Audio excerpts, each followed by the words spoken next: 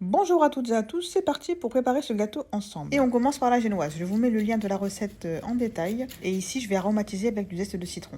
Et je rajoute généreusement du colorant violet liquide. Et c'est parti pour la cuisson à 175 degrés. Pendant ce temps-là, je prépare mon sirop avec un jus de citron, du sirop à la violette et un petit peu d'eau. Une fois la génoise cuite et refroidie, je vais la trancher en 4 parts identiques.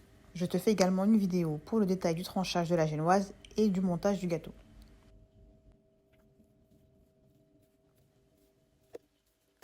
Je monte une ganache au chocolat blanc. J'ai choisi de garnir le gâteau de mûres bien fraîches de saison que je découpe et je commence le montage.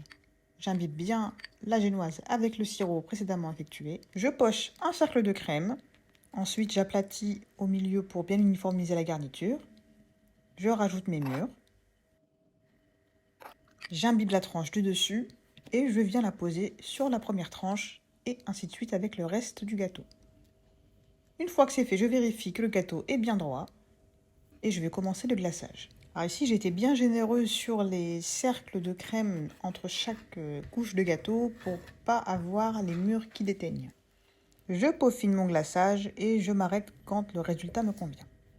Maintenant, on va prendre l'aérographe, mettre du colorant violet et on va créer un dégradé en commençant assez proche du bas du gâteau et en s'éloignant au fur et à mesure que l'on remonte.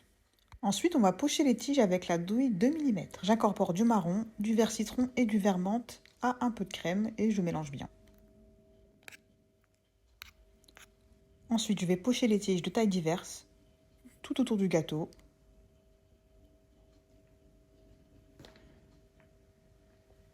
Sans oublier le dessus.